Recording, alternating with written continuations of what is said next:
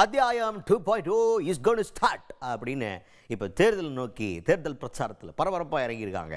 யார் அவங்க, என்ன சொல்கிறாங்க இந்த பிரச்சாரத்தில் பார்த்துருவோம் வாங்க. தேமுதிக பொதுச் செயலாளர் பிரேமலதா விஜயகாந்த் அவர்கள் அவங்க கும்மிடிப்பூண்டி பகுதியில் போயிட்டு பிரச்சாரம் பண்ணியிருக்காங்க போல்.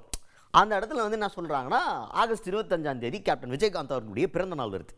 அந்த பிறந்தநாள் ரொம்ப சிறப்பான ஒரு விஷயமாக மாற்றணும், வறுமை ஒழிப்பு தினமாக மாற்றணும்னு சொல்லிட்டு அவர் இருக்கும்போது சொன்னார். அதை நினைவுபடுத்தியிருக்காங்க. நினைவுபடுத்தினது மட்டும் இல்லாமல் முக்கியமான ஒரு பாயிண்ட் அந்த இடத்துல ரெஜிஸ்டர் பண்ணியிருக்கிறாங்க. இப்போ கூட்டணி, யாரு கூட கூட்டணின்னு இன்னும் தெளிவாக இல்லை. அவங்க என்ன சொன்னாங்கன்னா, நாங்கள் சொல்லுவோம், நெருங்கி தேர்தல் நெருங்கி வரையில் சொல்கிறேன் அப்படின்ற மாதிரி சொல்லியிருந்தாங்க. இப்போ என்ன சொல்கிறாங்க அப்படின்னா, இப்போவுமே நம்ம இருக்கிற கூட்டணி ஜெயிக்கிறதுக்காக நீங்கள் வாக்களிங்க அப்படின்னு சொல்லிட்டு மக்கள்கிட்ட வாக்கு சேகரிக்க ஆரம்பிச்சிருக்கிறாங்க. இப்போ பிரச்சாரத்தை போகும்போது கூட்டணி இவங்க கூட தான் நாங்கள் கூட்டணியில் இருக்கோம், அதனால் அந்த கட்சியை ஜெயிக்க வைங்கன்னா பிரச்சாரம் பண்ணுறதை நம்ம கேள்விப்பட்டிருப்போம். இவங்க ஒரு புதுவிதமான பிரச்சாரத்தையே கையில் எடுத்துருக்கிறாங்க.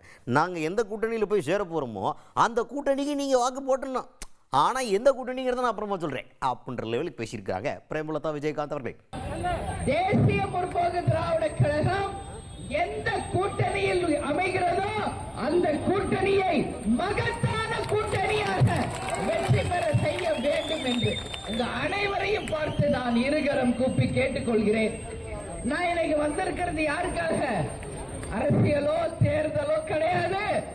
தமிழ்நாட்டுக்காக, தமிழக மக்களுக்காக குரல் கொடுக்க, உங்களில் ஒருத்தியாக உங்களுக்காக நான் வந்திருக்கிறேன் என்பதை மட்டும் நல்லபடியாக நீங்க புரிஞ்சு கொள்ள வேண்டும். தேசிய முற்போக்கு திராவிட கழகம் கேப்டன் அவர்களுடைய பிறந்த நாள் இந்த மாதம் ஆகஸ்ட் 25வது நாள். கேப்டன் கட்சி ஆரம்பிச்சப்போ என்ன சொல்லி ஆரம்பிச்சார்? தமிழ்நாட்டில் வறுமை ஒழிப்பு தினமாக இனிமேல் என்னுடைய பிறந்த நாள் இருக்க வேண்டும் என்று நம்ம தலைவர் அவர்கள் சொன்னார். அது மட்டுமில்லை, லஞ்சம் ஊழலுக்கு அப்பாற்பட்டு ஒரு நேர்மையான ஆட்சி வரணும் சொல்லி கேப்டன் சொன்னார். இருக்க இருப்பிடம், குடிக்க குடிநீர், கல்வி, மருத்துவம் இலவசம், அனைவருக்கும் சமமான கல்வி வாழ்க்கையை உருவாக்கி தருவேன் என்று சொன்ன ஒரே உத்தம தலைவர் நமது கேப்டன் அவர்கள்.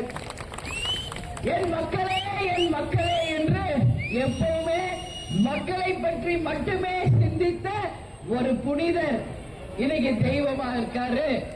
என் மக்களை தங்க தட்டில் வைத்து பாராட்டுவேன் என்று சொன்ன ஒரு உத்தம தலைவர் நமது கேப்டன் அவர்கள். நீங்க யாரும் எதுக்கும் பயப்பட தேவையில்லை. இந்த முறை 2.0 ஸ்டார்ட் ஆக போகிறது. இந்த புதிய அத்தியாயம் உறுதியாக நம்ம கேப்டனின் கனவையும் கொள்கைகளையும் லட்சியத்தையும் கண்டிப்பாக எந்த கூட்டணி நிறைவேற்ற போகிறதோ அந்த கூட்டணியிலே உறுதியாக தேமுதிக அங்கம் வகிக்கும் என்பதை இந்த நேரத்தில் உறுதியாக உங்களுக்கு சொல்றேன்.